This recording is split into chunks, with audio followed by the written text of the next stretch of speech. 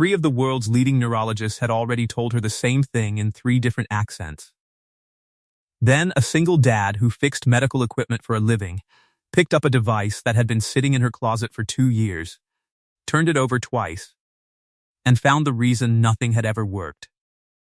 What happened next will make you question every doctor who ever told you no. If this story already has you leaning forward, hit that like button right now and drop a comment telling me what city you're watching from.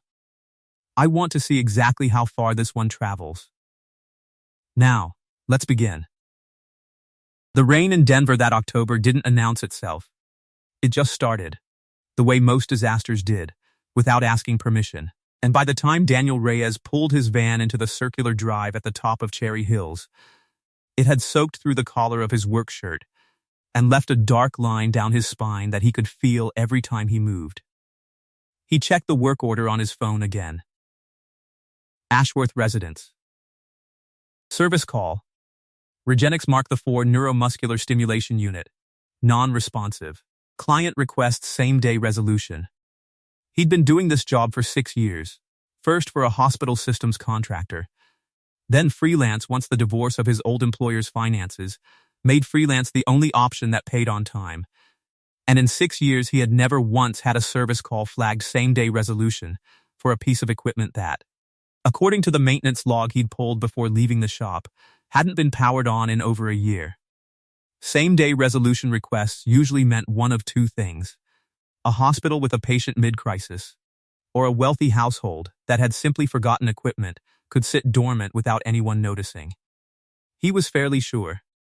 Driving up the hill past houses that got bigger and more indifferent to him the higher he climbed, which one this was going to be.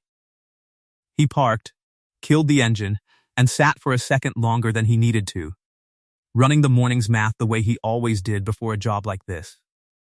2 service calls before noon. A third scheduled for Lakewood at 11.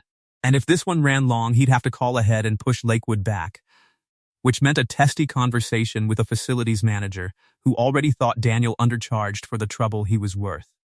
He thought, briefly, of Nora's shoes. The left one had a split seam along the toe that she'd started hiding with a sock pulled extra high. Not because she was embarrassed. She'd informed him, but because it made the shoe more aerodynamic and pushed the thought away the way he pushed away most thoughts about money before 10 in the morning. Because dwelling on it before 10 never once made 10 come with more money in it. The house was the kind that didn't have a driveway so much as an approach. Stone the color of wet slate. Glass panels 2 stories tall. A fountain that had been shut off for the season sitting dry, and embarrassed near the front steps. Its basin collecting a thin skin of rainwater and drifted leaves nobody had bothered to clear.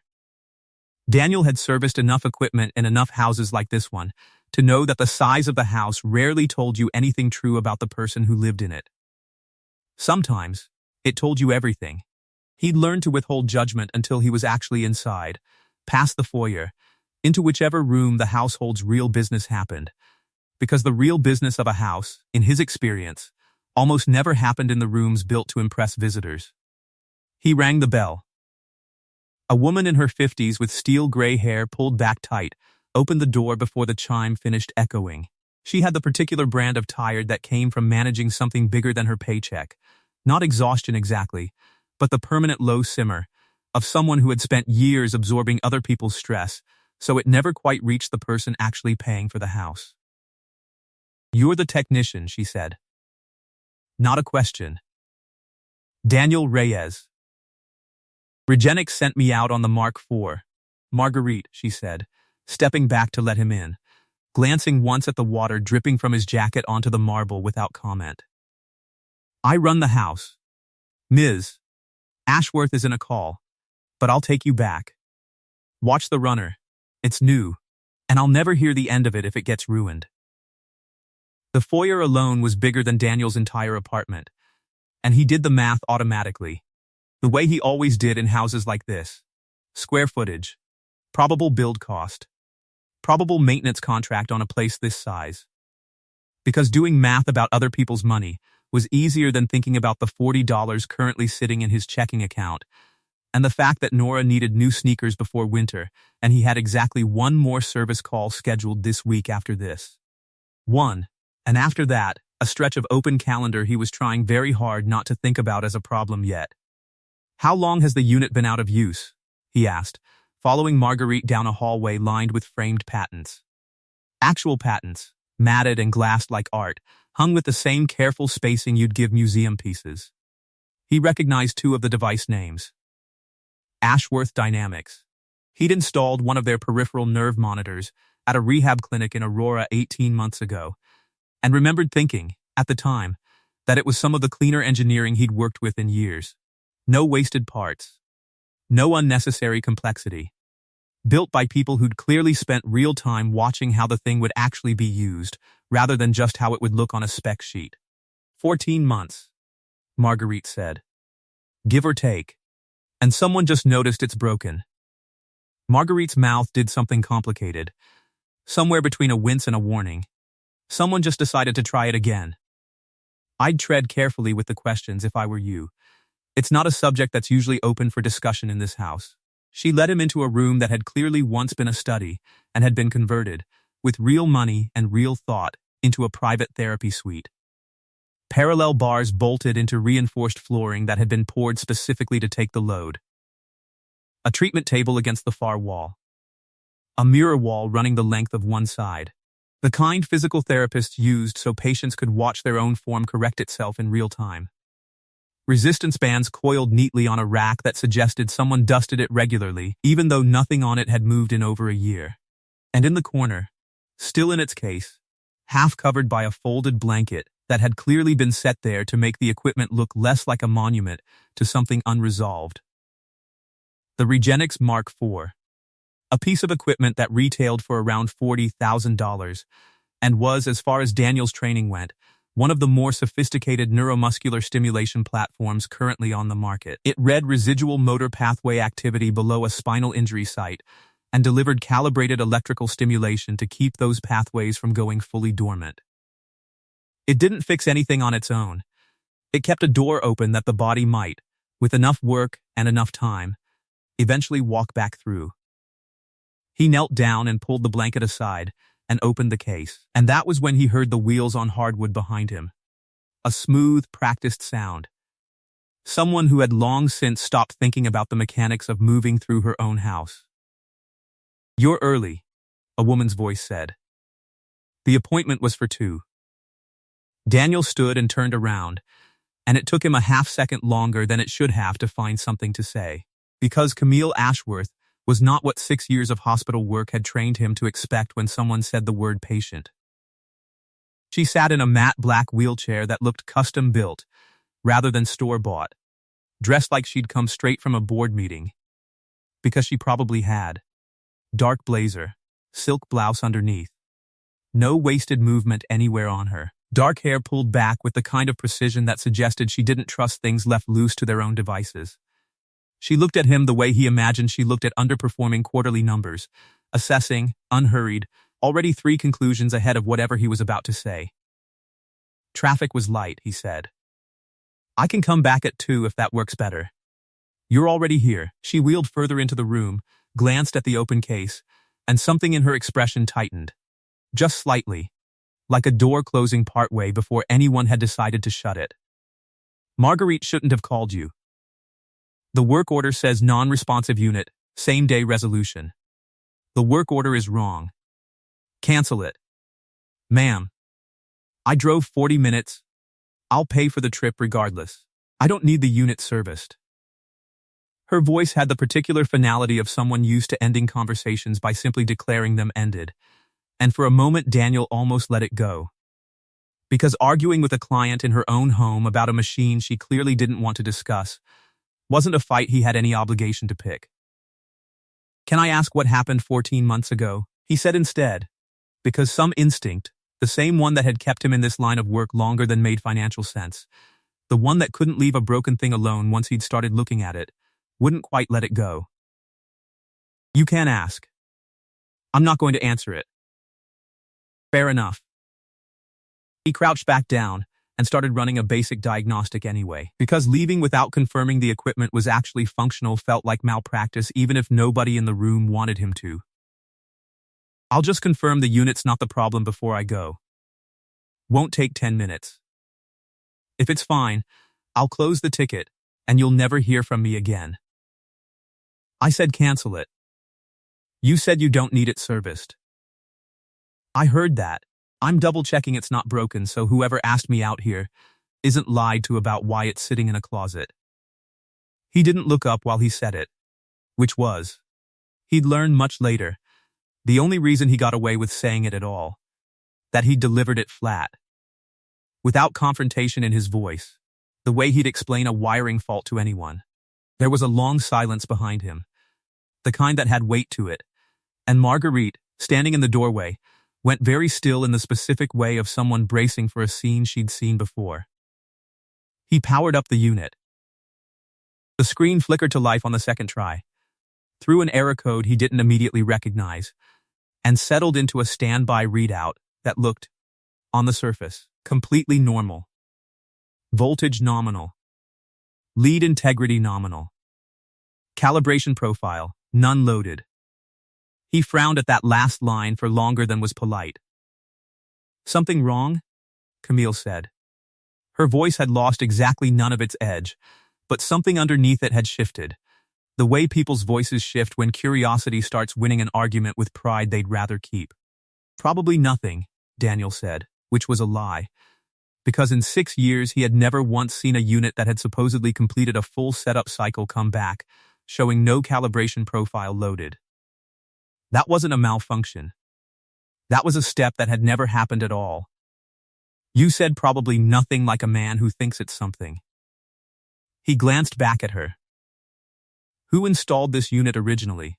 A team from the manufacturer. 2 years ago, right after the accident. It was part of the initial rehabilitation package my company negotiated with Regenix as a corporate partnership. Good publicity, apparently. Using our own device in our own building, our own name, attached to the case study they were hoping to write up. Her mouth twisted. Not quite a smile. Something closer to old, familiar bitterness worn smooth by repetition. It didn't do anything. I used it religiously for 4 months, twice a day, exactly as prescribed. Saw no measurable change of any kind, and eventually stopped.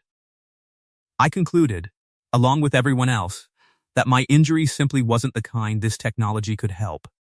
Which, incidentally, is a conclusion my own company's marketing department was not thrilled to have me reach out loud.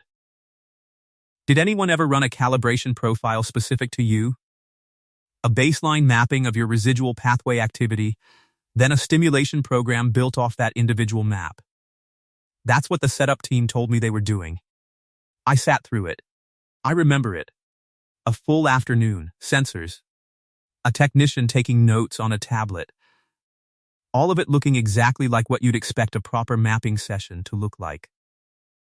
Ma'am, I don't want to tell you something's wrong before I'm sure. But this unit is showing no calibration profile in its memory. Not a bad one. Not an outdated one. None.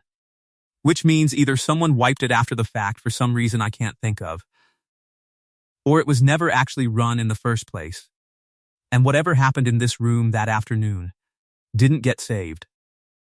The room went very quiet in a way that made the rain against the tall windows suddenly audible.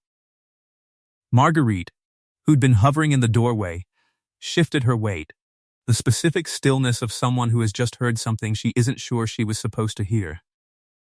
That's not possible, Camille said. And for the first time, the flat control in her voice cracked. Just at the edges. I sat through the sessions. I remember sitting through the sessions. I remember it costing me an entire day I didn't have. In the middle of trying to keep a company from collapsing while I was still relearning how to get dressed by myself. I believe you sat through sessions, Daniel said carefully, standing now, giving her his full attention instead of the equipment's. I'm telling you what the machine's memory says actually happened to it. Those aren't always the same thing. Sometimes people go through the motions of a procedure without the procedure actually completing correctly on the technical end. A setting not saved, A step skipped because someone was in a hurry, a corner cut because the person doing the cutting assumed nobody would ever check. I'm not accusing anyone of anything. I'm telling you what's in front of me. You're a service technician, not a neurologist. You're right, I'm not. I fix the equipment. I don't diagnose people. And I'm not going to pretend I know what any of this means for you medically. He closed the case gently, professionally, giving her the dignity of not making a bigger deal out of it than the moment already was. I can pull the full service history off this unit's internal log right now if you want it. It'll show every session that was ever actually run, with timestamps and settings, no interpretation from me at all. Might be nothing. Might just answer a question you didn't know you still had. She looked at him for a long moment, and he had the distinct sense of being weighed. The way he imagined she weighed vendor contracts and hostile takeover bids, and every other decision that had ever mattered enough to cost her something, and he had no idea which side of that scale he was going to land on. Pull it, she said finally. Voice gone flat and careful. The sound of someone bracing. It took him 6 minutes, working in silence while Camille watched from across the room, and Marguerite hovered in the doorway, pretending to be occupied with something on a side table. The log came up clean and damning in the flattest possible way. 4 months of sessions, all recorded under a generic factory default program, none of them calibrated to any individual's specific pathway map. Whatever had happened in this room 2 years ago, whatever she remembered sitting through, the machine had spent 4 months running a program built for nobody in particular, doing next to nothing for the one body it was supposed to be learning. Camille read the log over his shoulder in silence, her jaw tight, her eyes moving back and forth across the timestamps like she was checking her own memory against them and losing the argument every time. When she finally spoke, her voice had gone flat in a way that was worse than the anger had been.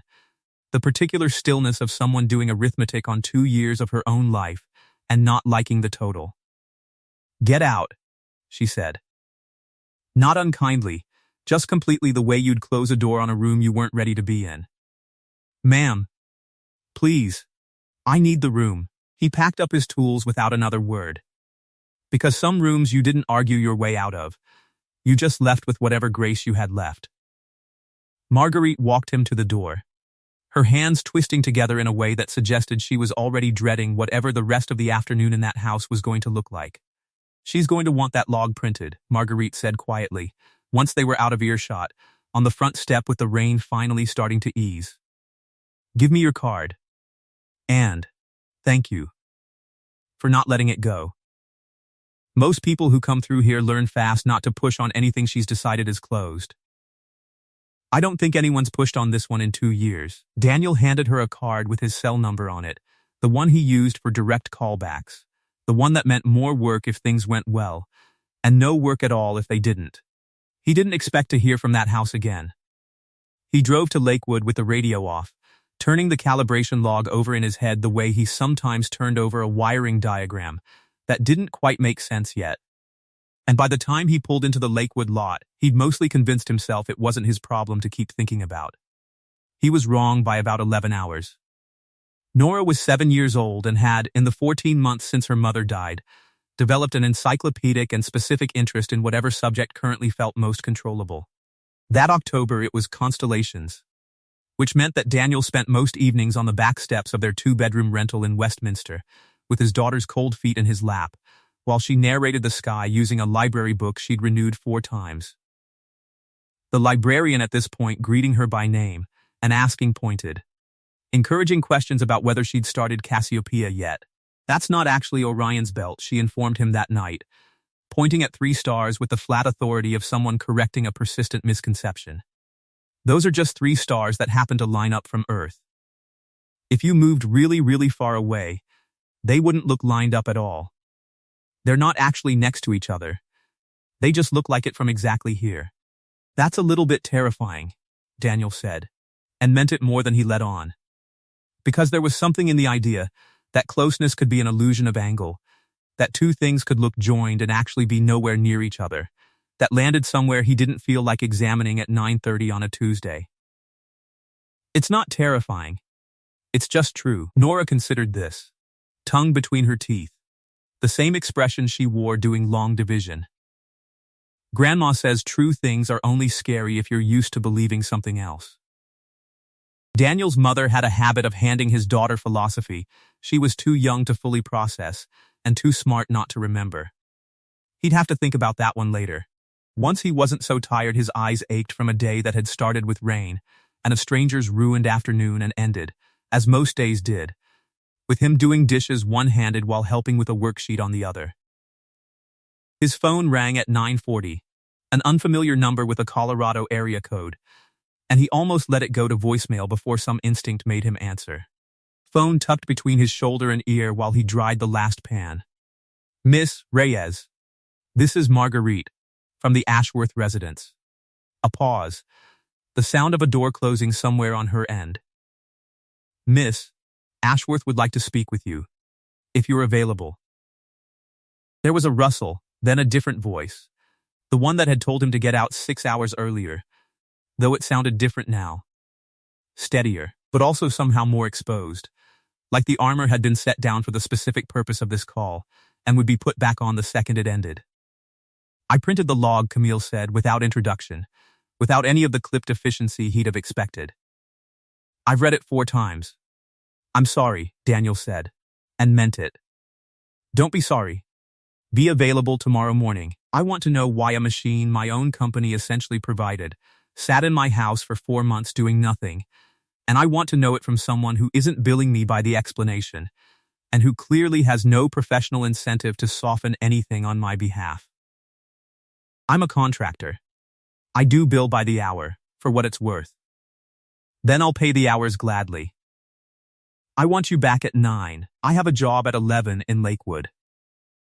He looked over at Nora, who had abandoned the sky in favor of drawing something intricate on the back of a grocery receipt, tongue between her teeth in concentration, and felt the specific grinding arithmetic of being one person holding up 2 lives run through his head again. New sneakers. The heating bill that had come in $20 higher than last month. The particular exhaustion of always doing this math before agreeing to anything. There was a pause on the line, the kind that told him she was recalibrating whatever assumption she'd been running on. "I forgot that people have other jobs," she said, and something in the way she said it suggested this wasn't a small realization for her. "Most people do." 9 to 10:30 then. "I'll make sure you're not late for Lakewood, and I'll pay for the interruption to your schedule regardless of what we find out." "I'll be there at 9, he said, and hung up, and sat for a while at the kitchen table with the phone still warm in his hand, wondering what exactly he'd just agreed to become part of. Ashworth Dynamics occupied 4 floors of a glass tower off the 25. Though Daniel wouldn't see the office for weeks yet. The real business, it turned out, happened in the house on the hill, in the converted study with its parallel bars and its mirror wall and its equipment that had sat, until 3 days ago, quietly lying about what it had once done. Camille Ashworth ran her home the way she apparently ran the company, he learned fast, with a level of scrutiny that would have exhausted most people into quitting inside a week. He wasn't there to work for her, technically. He was there to explain a service log, a task that should have taken 30 minutes and instead stretched into 90, because the questions she asked weren't about warranty coverage or vendor liability. They were sharper than that, more specific, and they kept circling back to one thing she clearly hadn't let herself ask out loud until now.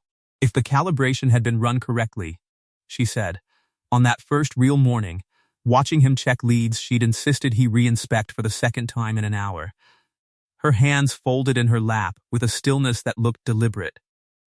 Would it have changed anything? Realistically, I don't want reassurance. I want an honest, technical answer.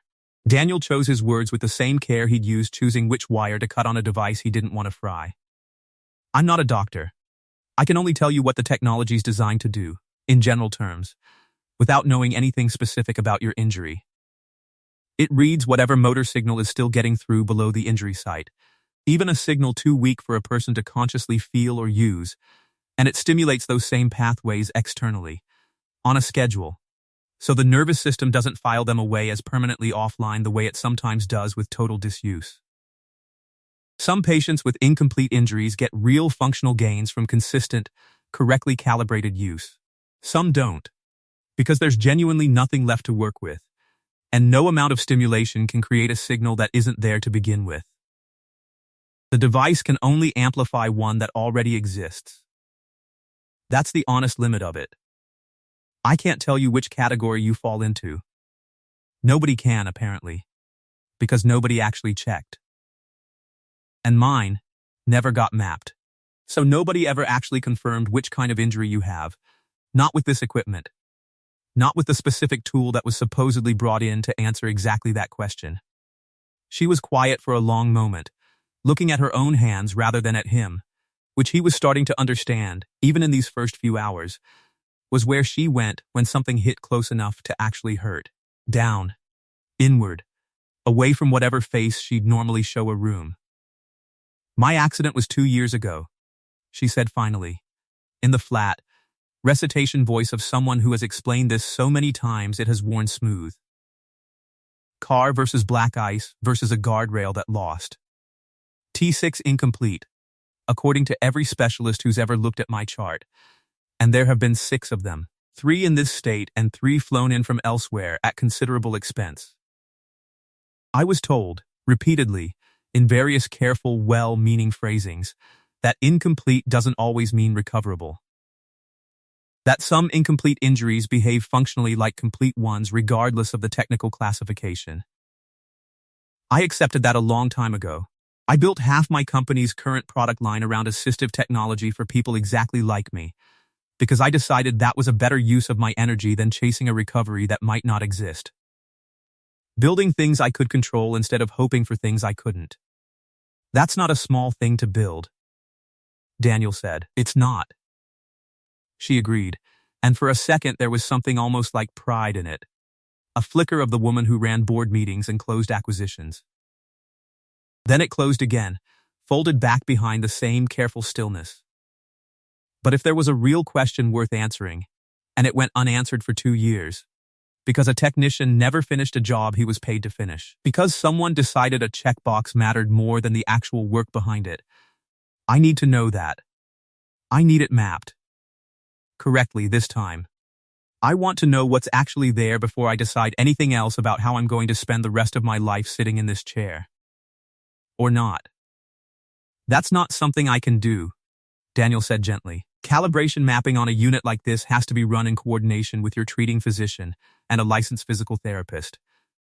I can service the hardware. I can confirm the machine itself is functioning correctly. I can't design a treatment protocol, and I wouldn't want you trusting one from someone who isn't qualified to build it. I know that. I've already called Dr. Whitfield's office. A faint, humorless smile. The first one he'd seen from her. But I want you present when they redo the initial mapping. You're the only person who's told me the truth about this machine without checking first whether the truth was good for business. And I find I'd like at least one person in the room who has no financial reason to make the results look better than they are.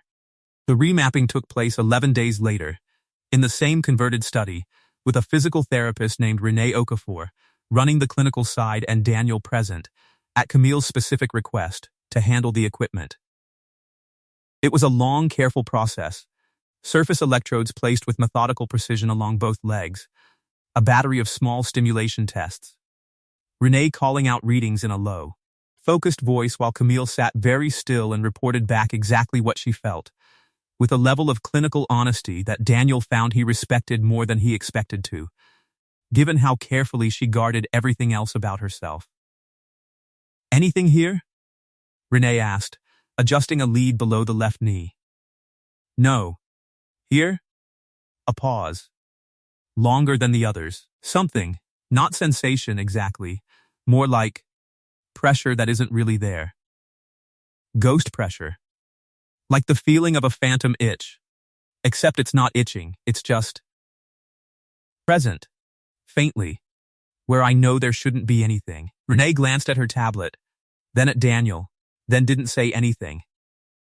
Which in Daniel's experience of medical professionals usually meant something worth paying attention to. It took 40 minutes to finish the full map. Camille answering every question with the same unflinching precision.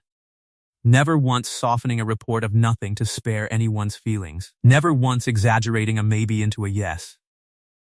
It took Renee another 20 minutes to finish studying the results before she finally turned her tablet toward Camille, angling it so both of them could see the readout at once.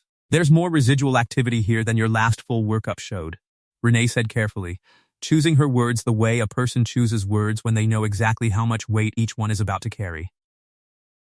"Substantially more, actually, though I want to be honest, that your last full workup was 2 years ago, right after the injury, when swelling and shock can suppress signal readings that recover later on their own, sometimes significantly. This could partly be your body's own healing catching up in the time since, which happens more often than most people realize and gets missed, because nobody rechecks. It could also mean the earlier assessment simply wasn't thorough enough to begin with. Either way, there are functioning pathways here that nobody has been actively working with in 2 years. That doesn't guarantee anything. I want to be very clear about that before either of us gets ahead of ourselves. It means there's something worth trying, which is different from a promise."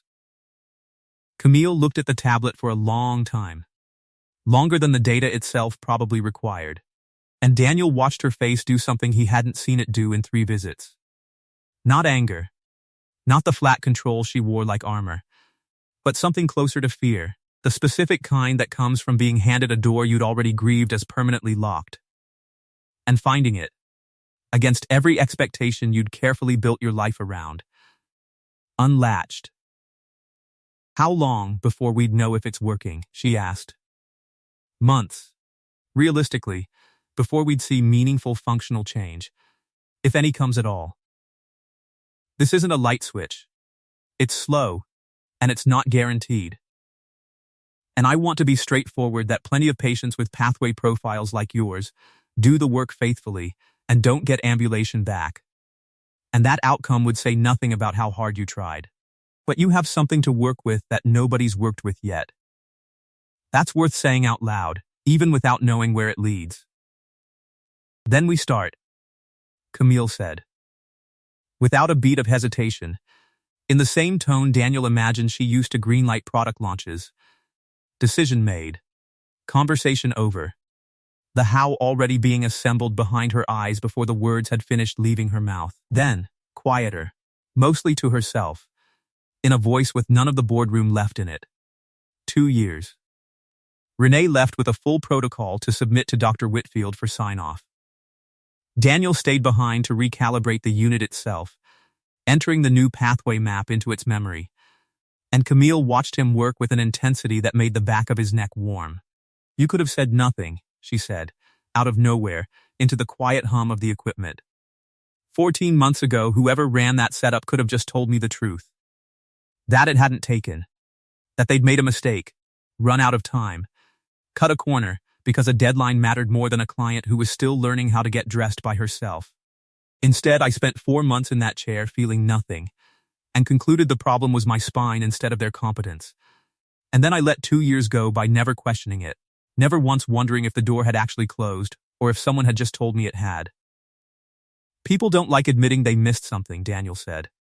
"Especially not to someone who's paying a lot of money and expecting results. And especially not when the someone runs the company that made the machine. You admitted it. About someone else's mistake. You had no reason to. You could have quietly closed the ticket and driven to Lakewood and never thought about this house again." He shrugged, focused on the readout in front of him rather than her face, because it was easier to say true things while his hands were busy with something else. "I don't like machines that lie about what they've done. Feels personal, somehow. Stupid thing to feel strongly about, probably. It's not stupid." She said it flatly, like a correction she needed to make for the record. The same tone she probably used to correct board members. "It's the only reason we're having this conversation at all." The weeks that followed fell into a rhythm neither of them had planned, but both of them, in their separate ways, needed. Daniel came twice a week to maintain the unit and monitor its output logs, technically billing Ashworth Dynamics through a service contract Camille's legal team drew up with unusual speed. A contract that arrived, he noticed, with terms considerably more generous than anything he'd have thought to ask for himself. Renee came 3 times a week for the actual therapy. And Camille, who Daniel came to understand ran every part of her life on a schedule enforced with the precision of a surgeon, treated the sessions with the same brutal discipline she apparently applied to board meetings. Never late, never distracted, pushing through discomfort with a kind of controlled fury that Daniel found himself quietly admiring, even as he worried it might burn her out before it did any good. "You don't have to grit your teeth through every session like you're being interrogated," he told her once, watching her jaw tighten through a round of stimulation that clearly wasn't comfortable, her knuckles pale against the arms of the wheelchair. "How else would you suggest I do it?" "I don't know. Some people cry. Some people talk through it. You could try complaining. It's allowed. And I promise no one's keeping score. I don't complain." She said it like a fact of physics, immutable, not up for negotiation. Everyone complains. Some people just do it quietly enough that nobody notices, and I'd bet good money you're one of those. Not one of the ones who's actually free of it. She looked at him sideways, something almost like amusement flickering across her face before she smothered it, tucked it away behind the same careful control she brought to everything. "Is that a professional opinion, Mr. Reyes? Or a personal one?" "Little of both." He learned, in fragments, over weeks, the shape of the life underneath the armor. A father who died 3 years before the accident, having built Ashworth Dynamics from a garage patent into a company with 4 floors of downtown glass, and whose voice she still occasionally quoted with the specific mix of love and residual resentment reserved for parents you never fully finished arguing with. A man who had, by her account, been brilliant and demanding in roughly equal measure, and had never quite learned the difference between pushing someone to their potential and simply pushing. A mother in Scottsdale who called every Sunday and, according to Camille, treated the wheelchair like a subject better avoided than discussed. A habit that had, over 2 years, hardened into a low, persistent distance between them that neither of them had figured out how to close. A board that had, in the 2 years since the accident, grown quietly more comfortable operating around her than through her. A dynamic she described in clipped, careful language that told Daniel there was a great deal more underneath it than she was willing to say out loud yet. Layers he suspected he'd only find out about the hard way. Later, when they mattered more than they did now. He told her less at first, mostly because there was less time in his days to spare on being known, and because he'd built a fairly effective habit, over 4 years, of keeping the hard parts of his own life folded small enough that they didn't take up room other people had to step around. But it came out anyway, the way things do when 2 people spend enough hours in the same room working toward the same difficult thing. When the silence between sessions starts to feel less like professional distance, and more like a space either of them could choose to fill. That his wife Marisol had died of a brain aneurysm on an ordinary Tuesday 4 years ago. No warning. Gone between one sentence and the next while Nora was at preschool learning to write the letter M, a fact he still found himself returning to at odd hours. The letter M, of all things. Such a small, specific detail to have survived the collapse of everything around it. That he'd walked away from a stable job with a hospital systems contractor 18 months later, because the hours didn't work around a kid who needed someone at the bus stop.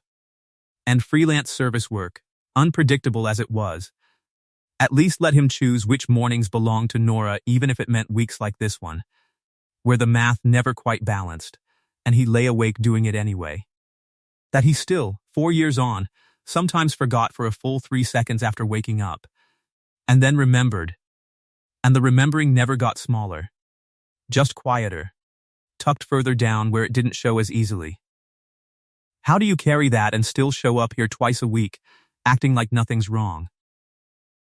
Camille asked one evening, late enough that the therapy suite had gone gold with the last of the sunset through the tall windows, the equipment finally powered down for the day. "I don't act like nothing's wrong. I just don't lead with it." He closed the equipment case, the day's session finished. Nora needs a dad who's steady more than she needs a dad who's honest about every hard thing he's carrying. Kids that age, they read your face before they read your words. And if my face is doing the math about the heating bill every time she looks at me, she learns to worry about the heating bill too, even if she doesn't have the words for it yet. So I carry it where she can't see it. Mostly. Doesn't mean it's not there. Doesn't mean it's not heavy. That sounds exhausting. It is. Worth it, though. He looked at her.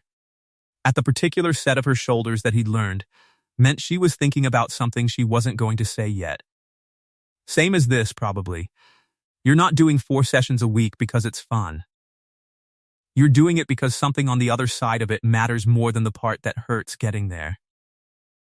She didn't answer that directly, but 2 weeks later, during a stimulation round that had clearly hit a nerve pathway wrong, she made a sound. Not a scream, just a sharp, involuntary exhale of real pain. And instead of swallowing it whole the way she had every previous session, folding it neatly back into the same silence she folded everything into, she let Daniel see it land. That one hurt, she said, breathing hard, one hand gripping the arm of the chair. I know. I saw the spike on the readout before you said anything. I hate that you can see the numbers before I can even feel the sensation. It feels like you know something about my own body before I do. It's a good sign, actually. Strange as that sounds. Pain response means the signal's getting through clean enough to register as pain instead of just noise. A nervous system that's genuinely offline doesn't produce anything. Not even the bad kind. Renee will tell you the same thing tomorrow. I know that. Knowing it doesn't make it hurt less. She let her head fall back against the chair, eyes closed, and for the first time since he'd met her, she looked simply, entirely tired, without any effort spent hiding it, the mask fully down for just this one moment in a room with only him in it. I complained. There. Are you satisfied? Very, Daniel said, and meant it more than the word could carry. Because it felt, in that small unguarded second, like watching a very careful person set something down for the first time in a long while.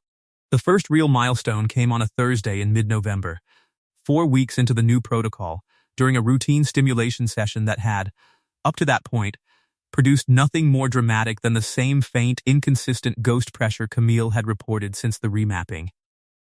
Renee was cycling through a standard sequence, calling out settings in the low, focused voice Daniel had come to recognize as her working rhythm, when Camille's right leg jerked. Not the flat mechanical twitch of a reflex arc, but a real coordinated extension. The knee straightening with visible intent before dropping back. Renee froze mid-sentence. Camille stared down at her own leg like it belonged to someone else. Did you do that? Renee asked, already reaching for her tablet. On purpose? Did you try to move it? I don't know, Camille said, and her voice had gone strange, thin, nothing like the careful control she brought to every other sentence she spoke in that room. I thought about it. I've thought about it 100 times in this chair and nothing ever happened. I don't know if this time was different, or if I got lucky. Try again, Renee said. Same thought. Same effort. Camille closed her eyes, jaw tight with concentration, and for 11 long seconds nothing happened at all, and Daniel watched her face start to fall, start to brace for the disappointment she'd clearly decided was coming.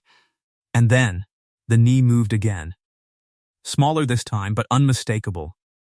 A deliberate, voluntary contraction that had nothing to do with the machine's stimulation cycle, which had notably paused between rounds.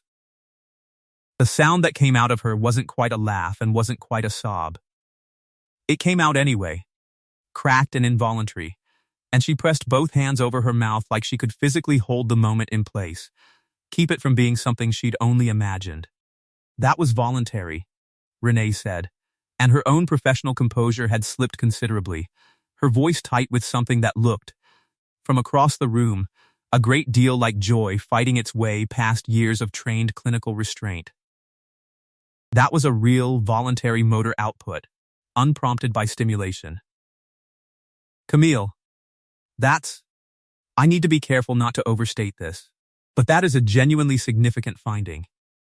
Say it wasn't luck, Camille said, still half laughing, half crying, looking between Renee and Daniel like she needed one of them to confirm the room hadn't simply conjured the moment out of desperation. Please tell me that wasn't luck. It wasn't luck, Daniel said quietly, and meant it, watching the readout on the Mark IV's screen, watching the small, Undeniable spike in the motor output graph that had nothing to do with anything the machine itself had done. That was you. All the way you. The whole time. It was just waiting for someone to ask it properly. She looked at her own leg for a long moment. And then at him. And something passed between them that had nothing to do with equipment logs or calibration profiles. Something that had been building quietly for 6 weeks. And had just found its first hard proof that it wasn't misplaced hope. By December, they had settled into something that neither of them had a clean word for, though both of them, separately, had started thinking about it more than either would have admitted out loud. Camille had begun texting him occasionally outside of session hours. Not about the equipment, not really, though she always framed it that way at first. A question about a reading that could easily have waited until Thursday. A note about a symptom she'd noticed the night before that Renee would want to know about anyway. Daniel found himself checking his phone between service calls with an attentiveness he hadn't had for anything in 4 years, and told himself it was professional diligence for exactly as long as it took him to catch himself smiling at a text about nothing in particular. A single line about a board meeting that had run long, sent at 11 at night, clearly to no one in particular, except that she'd sent it to him. He didn't examine it too closely. There wasn't room to. Not yet. Not with everything else he was carrying. But it sat there anyway. Warm and slightly dangerous. The way things sit when you've decided not to look directly at them. The first real crack in the company's patience came in December, in the form of an email Marguerite forwarded to Daniel almost by accident, a scheduling conflict notice that had been copied to the household staff distribution list. He wasn't supposed to see it. He read it anyway, because his name was in the subject line, CCE on an internal memo from someone named Preston Wade, Chief Operating Officer, Ashworth Dynamics. Subject, Ashworth Home Service Arrangement. Cost review. The body of the email was carefully worded. Corporate in the specific way that meant it had been drafted to survive a lawsuit. Every sentence hedged just enough to be deniable later. But underneath the careful language, the point was plain enough. Preston Wade was questioning why a contractor's personal service fees were being routed through the company's vendor accounts rather than Camille's personal budget. And further questioning, in language just soft enough to avoid being outright accusatory, whether the CEO's extended personal rehabilitation project represented a responsible use of executive time and attention during a quarter with 2 major product launches pending. He'd copied 2 board members.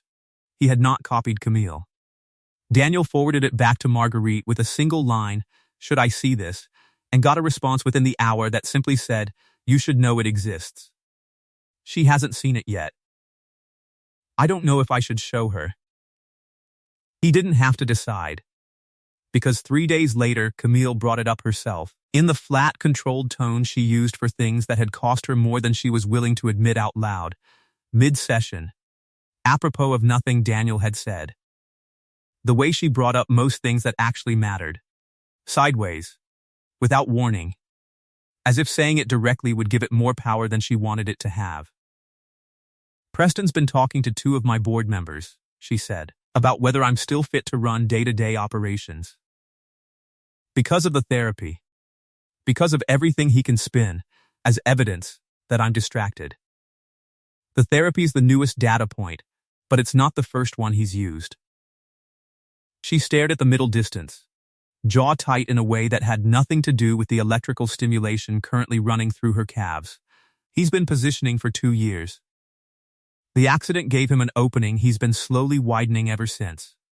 Every delayed decision, every meeting I've taken from home instead of the office, every project I've delegated, because I genuinely trusted the person I delegated it to and it turned out to be the wrong call in a handful of cases. He collects it. Quietly, patiently, the way you collect ammunition you're not planning to fire until you're certain of the shot. And now he's got something new to add to the file, and it's the one that's easiest to make sound reasonable in a room full of people who've never sat in this chair. What does he actually want? Control. He'd frame it as stability, of course. He's too smart to say the word control out loud in front of the board. He's spent 2 years being too smart for that.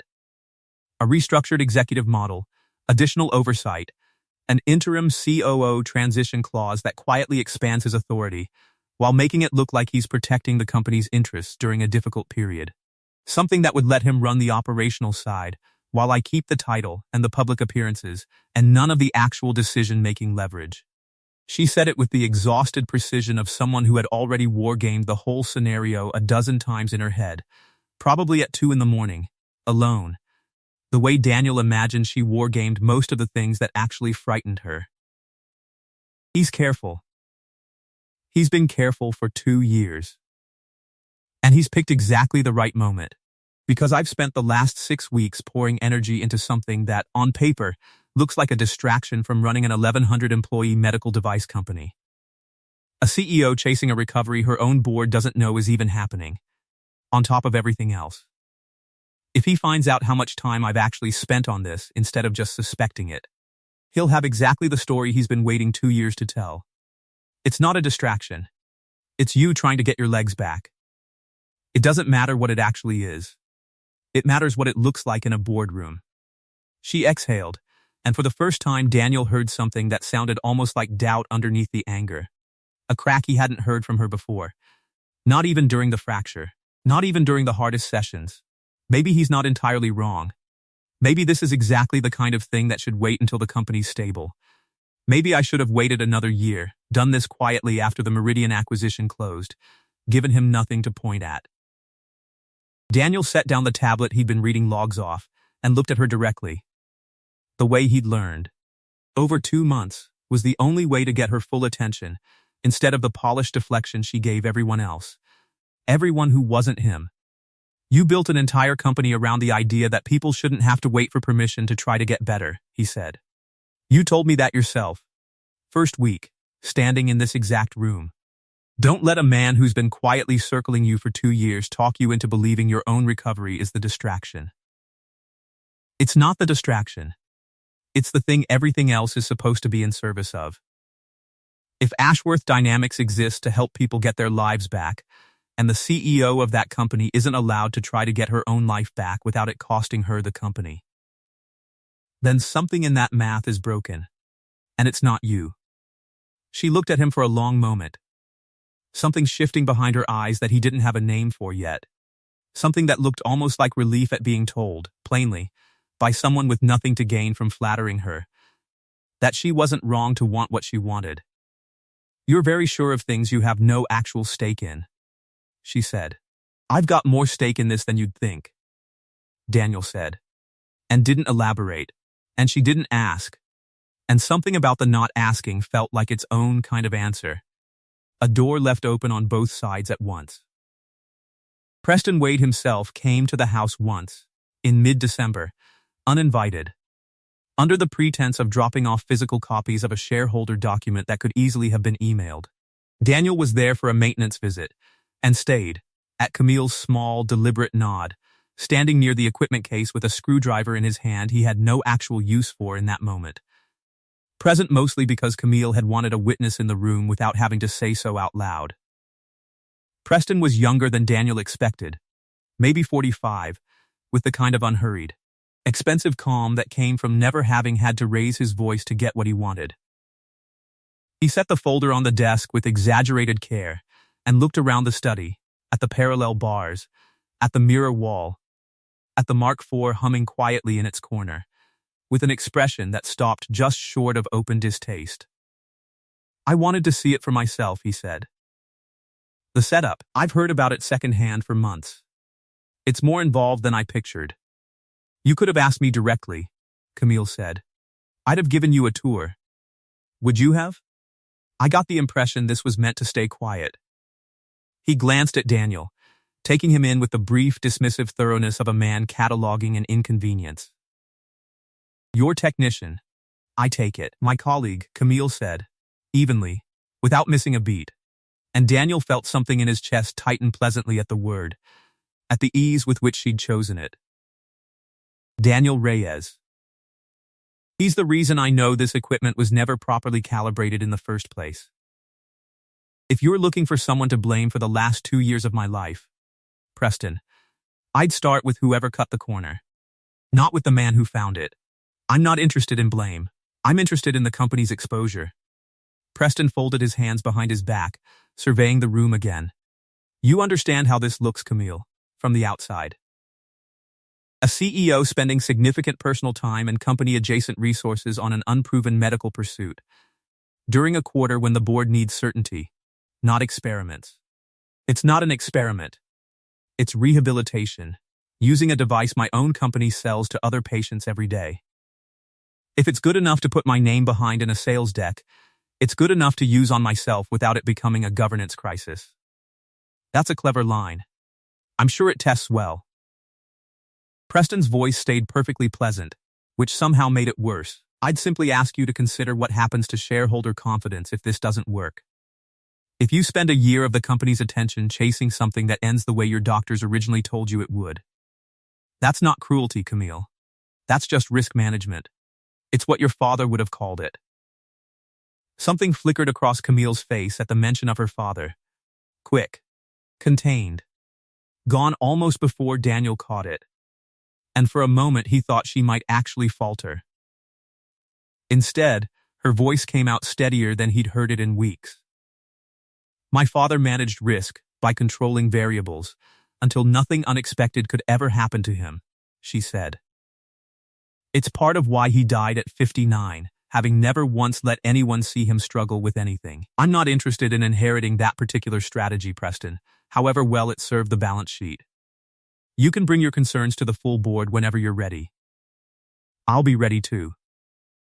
Preston left without saying much else, and Camille sat very still after the door closed behind him, hands folded tightly in her lap, until Daniel crossed the room and knelt in front of her chair. You held that, he said. Every second of it. I've had 2 years of practice holding things in front of him, she said, and only then did her hands start, very slightly, to shake. The pressure from Preston Wade's office didn't ease after that conversation. It sharpened, the way pressure does once the person applying it senses hesitation on the other end. By late December, he had requested, through channels careful enough to avoid looking like a direct challenge, a full accounting of Camille's working hours over the previous quarter, framed as routine governance diligence ahead of the annual shareholder letter. Camille handled it the way she handled most things, head on, with numbers. With a level of preparation that left Daniel quietly amazed watching her build the response late one evening in the study, laptop balanced on her knees, therapy equipment still humming in the corner from the session they'd just finished. He's going to lose this round, she said, more to herself than to Daniel. Typing fast. My hours are fine. My decisions are fine. The problem isn't performance. It's optics. And optics are a game I know how to play better than he does. Even from a wheelchair. Even doing it from home 3 nights a week instead of a corner office. You sound almost like you're enjoying this. I am, a little. It's easier to fight Preston than it is to sit with the other thing. She stopped typing. Just for a second, her hands going still over the keyboard. What other thing? She was quiet long enough that he thought she wasn't going to answer, and then, in a voice much smaller than the one she used for board disputes, she told him. My father knew, she said, about the setup that never happened. Or, I don't know that for certain, but I found something in his files, going through the estate paperwork after he died, that I never let myself think too hard about. Because thinking too hard about it meant admitting what it probably meant. A note. From around the same time as the original calibration session, referencing a conversation with someone at Regenix about whether an aggressive rehabilitation timeline was, in his words, in her best long-term interest given the company's needs during that period. I told myself it meant nothing. I told myself he was talking about something else entirely. Some unrelated licensing matter. Because the alternative was that my own father might have known, or at least suspected, that pushing hard on recovery right then would have pulled me out of the office during the exact quarter he needed me most. And he let it happen anyway. Or worse, that he didn't know. And I'm inventing a reason to be angry at a dead man because it's easier than being angry at the actual chain of ordinary carelessness that cost me 2 years. Daniel didn't say anything right away, because he understood, by now, that the silence itself was often what she needed most. Not a solution, not reassurance, Just someone willing to sit inside the hard thing with her, instead of rushing to make it smaller than it was. "Do you want to find out for certain?" he asked eventually. "I don't know," she said. And it was the first time he'd heard her say those 3 words without an ounce of performance in them. "Some days I want to burn down every file in that estate archive until I have an answer. Other days I think the not knowing is the only version of him I get to keep loving without reservation, and I'm not ready to trade that for certainty yet." "You don't have to decide tonight." "No." She agreed, and went back to typing, and neither of them said anything else about it for a long while. Though Daniel noticed over the following weeks that she brought it up again in small pieces. At odd hours, the way people do when they're circling something too large to look at all at once. The mid-story setback came in January, on a morning that started with real progress, and ended with the kind of phone call Daniel would remember the exact cadence of for years afterward. The specific pitch of Renee's voice. Urgent and controlled at the same time. The sound of someone trained not to panic even when everything in her wanted to. Camille had, over 3 months, moved from ghost pressure and involuntary twitches to genuine, if unstable, weight-bearing in both legs. And Renee had begun cautiously introducing supported standing intervals, without the parallel bars. Just a gait belt and careful hands. Building slowly toward the day. Still months off by every honest projection, when unsupported steps might be possible. It was slow. It was real. Camille had started in the last 2 weeks, allowing herself small, private moments of hope that Daniel watched her try and fail to fully suppress. A held breath before a stimulation reading. A flicker of something unguarded crossing her face when a session went well. Gone again almost before he could name it. And on a Tuesday morning in the 2nd week of January, during a routine standing interval, Camille's left knee buckled without warning. A full, uncontrolled collapse rather than the gradual fatigue they'd trained for and learned to read the early signs of. And she went down hard enough to fracture her wrist bracing the fall. Daniel wasn't in the room when it happened. He was in the garage, checking a wiring fault in the backup generator that powered the therapy suite's equipment during outages. A routine maintenance task he'd offered to handle himself rather than bill out separately. And he heard Renee's voice go sharp and urgent through the open door. Not a scream, just a sudden hard shift in tone that every parent and every technician learns to recognize as the sound of something having gone badly wrong very fast. And by the time he reached the study, dropping the pliers he'd been holding somewhere between the garage and the hallway without noticing, Camille was on the floor, pale, cradling her wrist against her chest, with an expression on her face that had nothing to do with physical pain and everything to do with something closer to devastation. "I'm fine," she said immediately, to no one in particular, the words coming out fast and clipped. The reflex of someone trained since childhood never to let a room see her actually hurt. "I'm fine. It's just my wrist." It's fine. It was not. As the emergency room confirmed 2 hours later. Entirely fine. A clean fracture, 6 weeks in a cast, and a very clear, very unwelcome directive from Dr. Whitfield to suspend active gait training for at least a month while the wrist healed. Since Camille needed both arms functional for safe transfers and fall recovery, and pushing forward with standing work while one wrist was casted would create an unacceptable risk of a second, worse fall. She didn't cry in the hospital. She didn't cry in the car home, either, sitting rigid and silent in the back seat while Daniel drove, because Marguerite had called him directly. In a state of controlled panic, and he'd left the generator half-wired and Nora with his mother without a second thought to get there in time. It wasn't until they were back in the study, the wheelchair pulled up beside the parallel bars she wouldn't be using again for a month, the cast heavy and unfamiliar on her arm, that something in her finally broke. 2 years of nothing, she said, voice shaking with something that wasn't quite anger and wasn't quite grief. Some third thing that didn't have a clean name, and the first real progress I make in a decade gets erased by one bad step. Preston's going to hear about this within the week. He has people everywhere. Someone in this house talks to someone who talks to someone at the company. It always finds him. A CEO who broke her wrist falling down during a personal medical experiment. He'll frame it exactly the way he wants to, and this time, he won't even have to exaggerate. "You didn't fall down during an experiment," Daniel said, kneeling in front of her wheelchair so they were eye level. The position he'd learned, over months, was the only way to get through when she'd fully retreated behind the armor.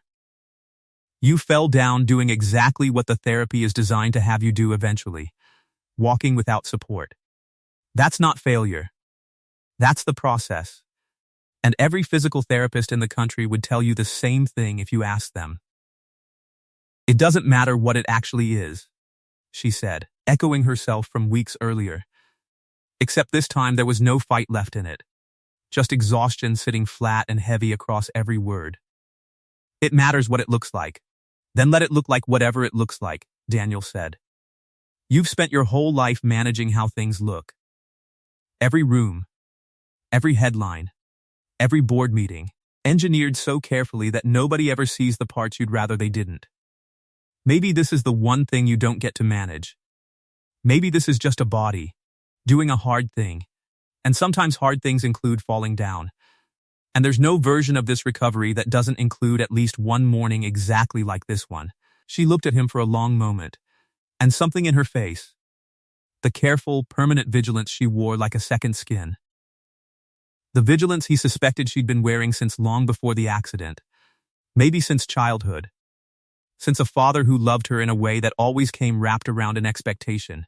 Slipped. Just slightly.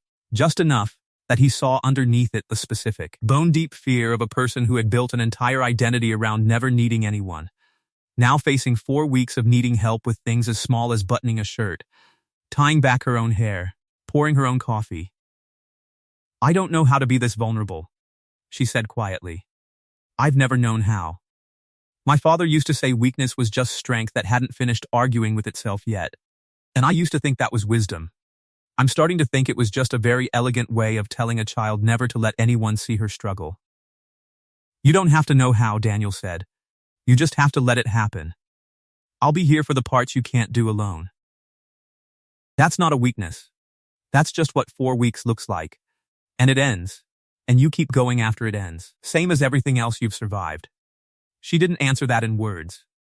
She reached out with her uninjured hand instead and gripped his. Hard.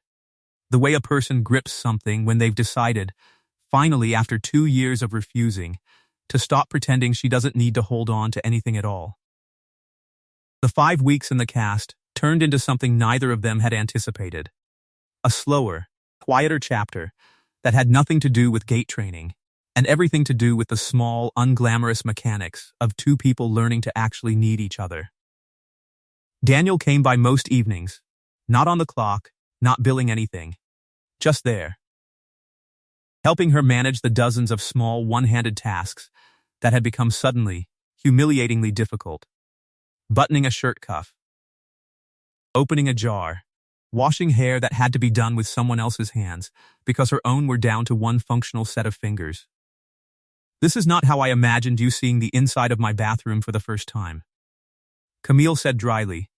One evening, sitting at the edge of the tub while Daniel worked shampoo through her hair with the careful, practiced gentleness of a man who had, 4 years earlier, learned to do the exact same thing for a 3-year-old too small to reach the shower head herself. "I've had practice," he said. Nora went through a phase where she refused to let the water touch her face. "Took me about a year to get the technique right." Is that supposed to be reassuring? It's supposed to be true. I find true things work better than reassuring ones. Mostly with you. She laughed. Actually laughed, unguarded. The sound of it filling the small tiled room in a way that made something in Daniel's chest go warm and a little unsteady. "You're right. It does work better." It was during those 5 weeks, oddly, that the last of her carefully maintained distance finally wore all the way through. Not in a single dramatic conversation, but in the accumulated weight of 100 small moments where she let him see her exactly as tired, exactly as frustrated, exactly as human as she actually was, without once trying to manage how any of it looked. By the time the cast came off, there was very little of the woman who'd told him to get out of her study in October, left standing between them. And what had grown in its place felt, to both of them, considerably more solid than anything either had built alone. The wrist healed in 5 weeks, faster than projected.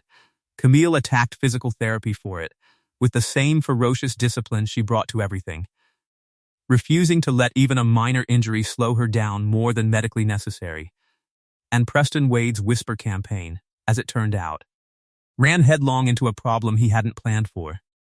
The Q4 numbers, finalized in late January, were the strongest in company history. Driven largely by a partnership Camille had personally negotiated from her home office during the exact weeks he'd been quietly telling board members she was too distracted to lead. A fact she made sure, with characteristic precision, was impossible for anyone to overlook in the year-end presentation. 2 board allies she'd cultivated over years of careful, unglamorous relationship building spoke up before Preston could finish building his case in the quarterly meeting, and the restructuring proposal he'd been circulating in private conversations died in committee before it ever reached a formal vote, without Camille having to raise her voice once. She told Daniel about it afterward with something close to a real smile, the first one he'd seen that wasn't tempered by exhaustion or weariness. "He miscalculated," she said. "He assumed a distracted CEO produces distracted numbers. He forgot that some people work harder specifically because they're terrified of being told they can't. Does that mean he's done?" "No," she said, and the smile faded into something more careful, more honest. "It means he's regrouping. Preston doesn't quit. He waits, and he watches for the next gap. But it buys me time, and right now time is the only currency that actually matters." Nora met Camille by accident, the way most of the important things in Daniel's life seemed to happen. Not planned, just arrived at. Because 2 schedules collided, and neither of them had anywhere better to send a 7-year-old on short notice. Nora's school called an early dismissal for a boiler failure. His mother was at a dentist appointment 2 towns over that couldn't be moved. And Daniel had a service window at the Ashworth house he couldn't reschedule without losing the client relationship he'd spent 2 months quietly, carefully building into something that had started to matter to him in ways well beyond the invoice. "I have a situation," he told Camille over the phone, already bracing for the answer, standing in the school parking lot with Nora's backpack slung over one shoulder, while she narrated, at length, the exact circumstances of the boiler's failure as relayed by her teacher. "My daughter's school closed early. I can push today's session, or I bring her with me and she stays out of the way. Your call, and I understand completely if the answer is push it." There was a pause long enough that he assumed she was going to say push it. "Bring her," Camille said instead. "I have a very large house and apparently nothing in it that entertains a 7-year-old. But we'll manage. I'll have Marguerite pull something out of the pantry that isn't entirely inappropriate for a child." Nora walked into the Ashworth study with a backpack, a library book about the solar system, and the particular unfiltered attentiveness of a child who had not yet learned to look away from things adults had trained themselves to look past. She looked at the wheelchair for exactly as long as it took to register it, then looked at Camille's face, the way children do when the chair isn't actually the interesting part of the person sitting in it. "Are you the person Dad fixes the machine for?" Nora asked. "I am," Camille said. "Camille, I'm Nora. I'm 7. I know about pathways now.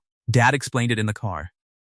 It's like a road that's still there, but nobody's driven on it in a while. So it forgets it's a road. And then it has to remember, and remembering takes practice. Same as anything." Camille looked briefly, entirely thrown, the way Daniel had only seen her look once before, the day he'd told her the calibration had never run. That's a remarkably good way to put it. Better than most of the technical language my own engineers use, honestly. I made it up myself. Nora said this with the calm authority of someone reporting an established fact, already unzipping her backpack and pulling out her book. "Can I sit here?" "I won't touch anything. I'm very good at not touching things I'm not supposed to touch." "Ask my dad." "She is," Daniel confirmed. "Suspiciously good at it, actually. I keep waiting for the exception that proves the rule." Nora settled onto the floor near the parallel bars with her book, entirely unbothered by the room's equipment, and for the next 40 minutes simply existed there, occasionally narrating a planet fact to no one in particular. Jupiter has 95 known moons. Did you know that? 95, that's more moons than there are weeks in a year. While Renee ran Camille through a round of assisted standing work that had, over the past week, started producing real load-bearing weight in the right leg for the first time in 2 years. At the end of the session, sweating and shaking with the particular exhaustion of a body doing something it hadn't done in a long time, Camille noticed Nora had stopped reading and was watching, with total focus, the moment her right knee took real weight against the parallel bars for a 4-second hold. "Your leg is working," Nora said, delighted, entirely without the careful clinical restraint the adults in the room had trained themselves into. "It's actually working. I can see it working. Right now from here." "A little," Camille said, breathless, and Daniel watched something in her face crack open at the sheer, uncomplicated joy in his daughter's voice. No pity in it, no performance, no careful weighing of whether excitement was the appropriate response. Just pure, unguarded excitement at watching a thing get better. The way a child gets excited about a seed finally breaking the surface of the soil. "Can I watch again next time?" Nora asked. Camille looked at Daniel, an unspoken question in it, and he nodded. And something settled into place between the three of them that none of them had scheduled, and none of them, it turned out, wanted to undo. After that first afternoon, Nora became, without anyone formally deciding it, a fixture of the Saturday sessions, the ones that fell on days when Daniel's mother had her own plans, and the alternative was a long, boring afternoon at the kitchen table doing homework alone. She brought her homework to the study instead, spread out across the floor near the mirror wall, and did her math worksheets while Camille worked through resistance exercises, occasionally holding up a problem for Daniel to check, occasionally asking Camille a question so direct it made Renee visibly fight a smile. "Does it hurt when the machine does the buzzing thing?" Nora asked one Saturday, watching the stimulation readout climb during a particularly demanding interval. "Sometimes," Camille said, breathing through it. "Today, yes. Why don't you just stop then?" "If it hurts? Because the alternative is staying exactly where I am forever, and I've decided that hurts more, in the long run, than this does right now." Camille glanced at her, something careful and searching in the look. "Does that make sense?" Nora considered this with the same gravity she brought to fractions. "It's like how getting a splinter out hurts more for a second, but leaving it in hurts longer. Dad taught me that. He's very good with splinters. He doesn't even flinch. Your dad seems to be very good with a lot of difficult things." "He is," Nora said, entirely matter of fact, already moving on to the next worksheet. "He's the best one I've got." Camille didn't say anything for a while after that, but Daniel, watching from across the room, saw her expression settle into something quieter. Something that looked, for just a moment, like envy. Not unkind, not bitter.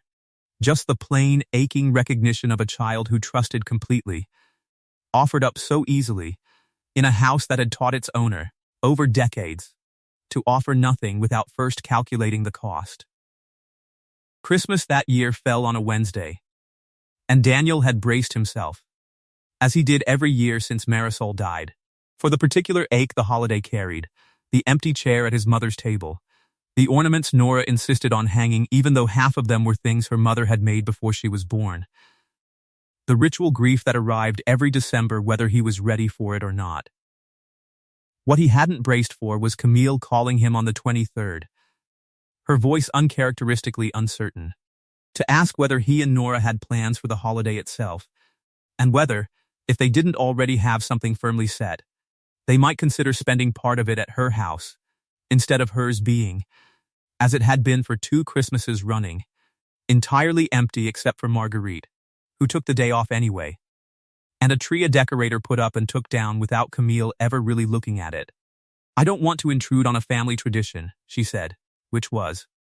Daniel understood by then, her way of saying she wanted exactly that and didn't know how to ask for it plainly. They spent Christmas morning at Daniel's mother's cramped, warm little house in Westminster. Camille wedged into a doorway wide enough for her chair, while Nora directed a present opening ceremony with the rigor of a small, exacting stage manager. And Daniel watched his mother, who had said almost nothing about Camille in the weeks leading up to the holiday beyond a few pointed, knowing looks. Take one look at the way Camille's whole face changed watching Nora tear into a book about the rings of Saturn, and decide, apparently on the spot, that this was someone worth setting an extra plate for from now on. She likes you, Daniel told Camille later, driving back toward her house with Nora asleep against the window, wrapping paper still stuck to one sock. My mother. She doesn't say much when she doesn't like someone, and she said a lot today. I liked her too, Camille said, quiet, looking out at the strings of lights sliding past on darkened houses. I don't think I've spent a Christmas in a kitchen that small since before my father built the estate. It felt... I don't have the right word for it. Simpler isn't quite right. Truer. Maybe. You can come back next year. If you want. It doesn't have to be a one-time thing. I'd like that, she said. And something in the way she said it, plain, undefended, without a single calculation behind it, told him she meant it more than most things she'd ever said to him, in that careful, guarded boardroom voice she still occasionally slipped back into when she forgot to let it go. Winter gave way to the long gray stretch of a Colorado February, and the sessions deepened along with it. Not just Camille's physical progress, though that continued in slow, hard-won increments Renee tracked with growing and carefully guarded optimism, but the shape of the days themselves. The way Daniel found himself arriving early sometimes, staying late more often than the invoice would technically justify, the way conversations after sessions stretched longer than either of them planned, running past dinner, running until Marguerite would appear in the doorway with the particular diplomatic cough of someone who'd learned not to interrupt, but felt obligated to remind the room that time existed outside it. It was on one of those late evenings, the equipment powered down, Nora asleep on the small couch in the corner with her book still open on her chest, that Camille told him about the note in her father's files properly. In full, for the first time. Not the fragment she'd given him in December, but the whole of it. The specific language, the date, the way she'd read it standing in the estate lawyer's office 18 months after the funeral and had to sit down in a chair that wasn't hers because her legs, such as they were, had stopped being reliable under the weight of what she was reading. I never told anyone this, she said. Not my mother. Not Preston, obviously. Not Renee. Not Whitfield. I've carried it alone for 18 months because saying it out loud felt like making it real in a way I wasn't ready for. You don't have to say it now either, Daniel said. Not on my account. I know. I want to. She looked at her hands. The same posture she went to whenever something hit close enough to actually hurt. The note said, and I've read this so many times I can recite it, that an aggressive rehabilitation timeline for me, quote, carries risk to organizational continuity during a critical growth period, and that a more measured approach, his words, measured, would allow the company the stability it needed, while I, quote, adjusted to a realistic long-term outlook. He wrote that 11 months after my accident, 2 months before the Regenix setup team came to this house and ran a calibration that somehow never got saved to the machine's memory. Daniel felt something cold settle in his chest. You think he asked them to? I think, Camille said slowly, each word deliberate, like she was setting down something fragile, that my father spent his whole life solving problems by controlling variables. And somewhere in the 11 months after my accident, he decided that my hope was a variable he needed to manage, the same way he'd have managed a supply chain risk or a hostile bid. I don't know if he told someone at Regenix directly to slow walk it, or soften it, or make it look thorough without actually completing it. I don't have proof of that specific chain. I have a note that says he wanted a measured approach, and a machine that 2 months later never actually got calibrated. And I have spent 18 months choosing not to connect those two facts out loud, because the alternative is admitting that the man who spent 15 years hiring specialists and flying in experts, and refusing to accept any conclusion he didn't like about my future also, possibly, quietly, decided at some point that my recovery had become inconvenient to the thing he'd built his whole identity around protecting. That's an enormous thing to carry alone. It is. Her voice cracked, just slightly, on the second word. And the worst part isn't even the anger. I could handle the anger. The worst part is that I understand him. I've spent 2 years running this company the exact same way he ran it, controlling every variable I can reach, treating anything I can't control as a threat to be managed, rather than a truth to be faced. I've been so afraid of becoming him that I never noticed I already had, right up until a stranger walked into my study with a service order and asked a question nobody else had bothered to ask in 2 years. "You're not him," Daniel said quietly. "You called me back the same night. You sat through the remapping and reported every honest no without softening a single one, even when a softer answer would have been easier to live with. You've spent 4 months doing the hardest, most uncontrollable thing a person can do, hoping for something that isn't guaranteed, instead of managing it into something safer. That's not your father. That's the opposite of your father." She looked at him for a long moment, something raw and unguarded moving across her face. And then, without either of them fully deciding to close the distance, she reached across the space between her wheelchair and the chair he'd pulled up beside her and took his hand, the same way she had the day of the fracture, except this time there was nothing broken forcing the moment. There was just the two of them, the quiet hum of a sleeping house, Nora's slow, even breathing from the couch across the room, and 4 months of slowly, carefully, stubbornly refusing to give up on each other, finally settling into something neither of them was pretending not to feel anymore. "I've been thinking about something," she said, after a while, her voice steadier now. "For a while now. Longer than I should probably admit. Tell me, there's a gap in the market I've been staring at for years and never had a reason to actually build toward. Assistive technology gets developed by people who've never lived inside the injury it's meant to serve. Half the devices on the market are technically functional and practically useless, because nobody who designed them ever had to sit through a session where a machine tells you nothing's there when something clearly is. Or spend 2 years assuming a door was closed because somebody's process failed and nobody checked." She looked at him. Steady. More open than he'd ever seen her. "I want to build something different. A rehabilitation technology division, built around exactly the kind of failure that happened to me. Designed by people who understand both the engineering and the actual lived difficulty of the thing. With mandatory independent verification on every calibration.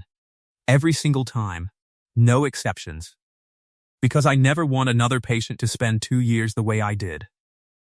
I'd need someone who knows the hardware from the inside, who's spent years in rooms like this one, watching what actually helps and what's just marketing dressed up as care. You're offering me a job. I'm offering you a partnership. There's a difference, and I mean it precisely." She held his gaze. "I'm asking you to stop fixing my machines and start building something with me. Professionally. First, because that's the part I know how to say cleanly." A pause. The first hesitation he'd heard from her in weeks. "The rest of it, I'm still learning the words for. But I didn't want to wait until I had them to ask." Daniel looked at her, at the woman who had spent 2 years being told a door was closed, and had, in the space of a winter, kicked it open through sheer refusal to accept the last word someone else had given her, and felt something settle into place that had been circling for months without a name. "I know the words for the rest of it," he said quietly. "I've known for a while. I just didn't think it was my place to say them first." "It's not about whose place it is," Camille said. "It's about whether it's true." She squeezed his hand. "Is it true?" "Yeah," Daniel said. "It's true." They spent the next several months building the plan properly, in real, exhausting increments that bore very little resemblance to the sudden, romantic gesture the moment might have suggested. Legal structuring. A spin-off entity separate enough from Ashworth Dynamics' core board to avoid entangling it in Preston Wade's ongoing maneuvering. A founding team assembled from engineers Camille trusted and clinicians Renee recommended. A name that took 3 weeks and 11 discarded options before Camille finally said, almost offhand, over a working dinner at the kitchen counter, TruePath. And both of them knew, The way you know the right word once you've heard it, that the search was over. Nora, by then 8, treated the whole endeavor as at least partially her own project, appointing herself, with total seriousness, the company's unofficial junior consultant, offering opinions on logo colors and insisting, successfully, that the waiting room in the future clinic space include a fish tank. Because sick people like fish. It's science. I read it. She drew the first sketch of what would eventually become the company's actual logo. A simple looping line meant to represent a pathway, unbroken, circling back on itself. And Camille kept the original drawing pinned to the wall of her office for the entirety of the company's existence. Long after the professional design firm had rendered its polished final version, because the crooked, careful lines of a child's crayon meant something the polished version never could. It was Nora, in the end, who did the thing none of the adults in the room quite managed. She broke something open that all the careful therapy sessions and all the difficult conversations hadn't fully reached, on a Saturday afternoon in early March. During one of the sessions she'd by then become such a permanent fixture at, that Renee had started bringing an extra juice box without being asked. "Can I ask you something?" Nora said, looking up from a worksheet about fractions. "Always," Camille said, which had become, without either of them quite noticing when, an actual rule between them. "Why did you stop trying for 2 whole years? Dad said the doctors kept saying you couldn't. But you're doing it now. Doesn't that mean the doctors were wrong the whole time?" The room went quiet in the specific way rooms go quiet when a child asks the question every adult present has been too careful, or too afraid, to ask directly. Camille set down the resistance band. "I stopped trying because I was told, by people I trusted, that trying wasn't going to change anything. And when someone tells you that enough times, by people with enough letters after their name, you stop questioning whether they might have missed something. You just build a whole life around the answer they gave you, brick by brick, until the life itself becomes the proof that the answer was right, even if it wasn't." "But they did miss something," Nora said, with the flat, uncomplicated certainty of a child who hadn't yet learned that some truths were supposed to be softened before they were spoken aloud. "Your legs were still trying the whole time. They just didn't have anyone helping them." Camille looked at her for a long moment, and Daniel, watching from across the room, saw something move through her face that he recognized. The specific ache of hearing a hard truth land clean and simple from someone too young to know it was supposed to hurt. The way children sometimes said in 11 words what took the adults around them 11 months to work up the courage to say at all. "You're right," Camille said finally, quietly. "They were trying the whole time. I just wasn't listening." "That's kind of sad," Nora said, matter of fact, already turning back to her fractions. "But also kind of good. Because now you are." In late March, on a Sunday she'd normally have spent alone managing the weekly call she dreaded and never skipped, Camille asked Daniel to drive her to Scottsdale instead of calling her mother from the house. "I haven't seen her in person since the funeral," she admitted in the car, watching the flat brown stretch of highway unspool outside the window, Nora asleep in the back seat with a book still open on her lap. 18 months of Sunday phone calls, and I haven't let her see me in person in 18 months. Because I didn't want to watch her face do the thing it does every time she looks at the chair. I thought I was protecting her. I think I was actually protecting myself." Eleanor Ashworth's condo was small and immaculate, and entirely unlike the house Camille had grown up in, and when she opened the door and saw her daughter actually standing, one hand braced lightly against the doorframe, having insisted on walking the short distance from the car herself, something in her face collapsed inward, not with distress but with a grief so old and so carefully managed that seeing it finally released looked, for a moment, almost like watching someone set down a stone they'd been carrying for years, without ever admitting the weight of it.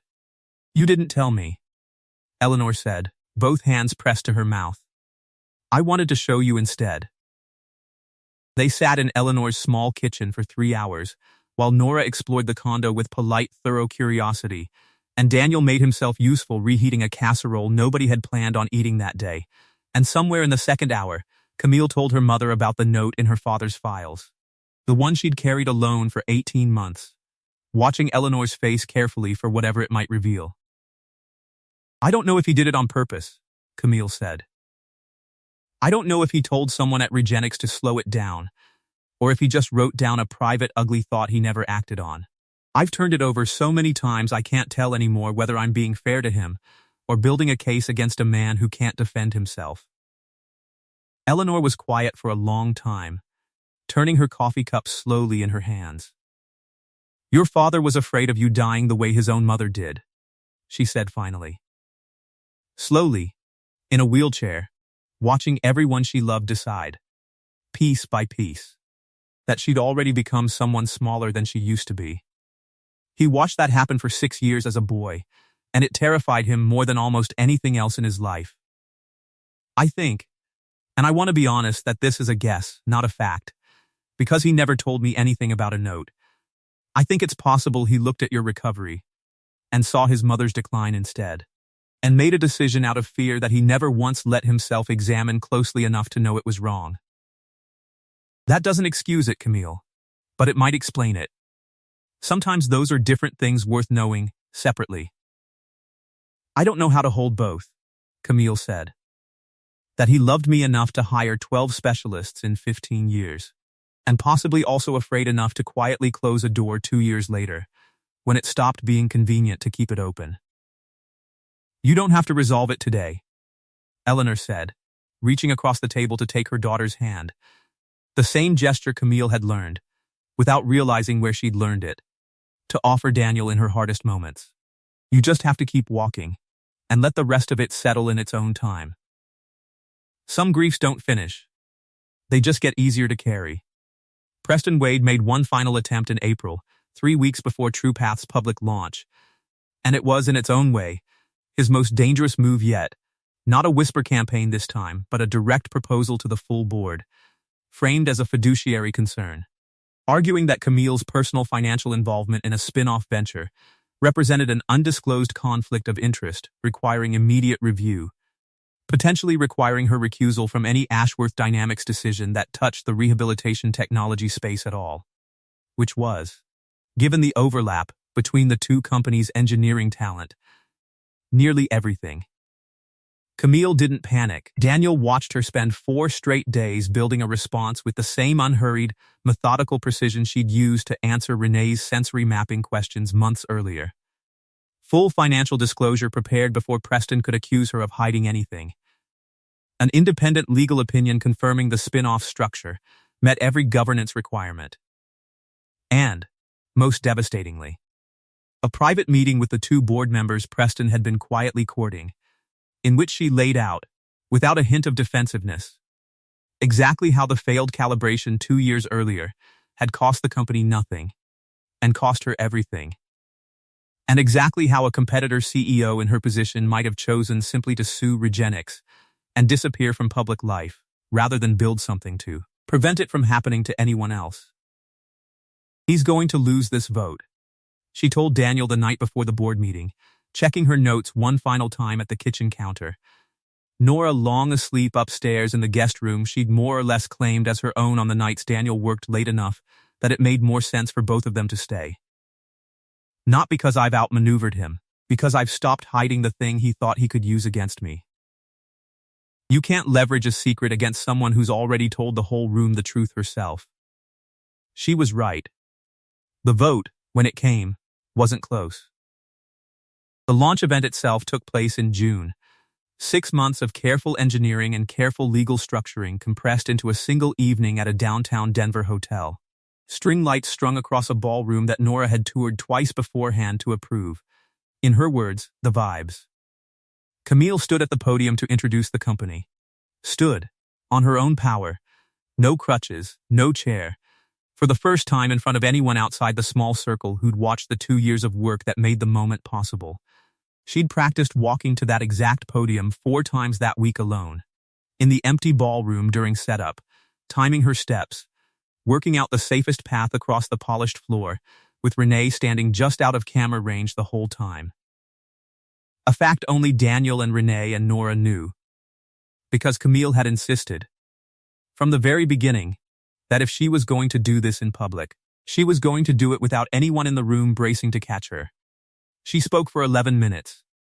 She talked about pathways that don't disappear just because someone tells you they have.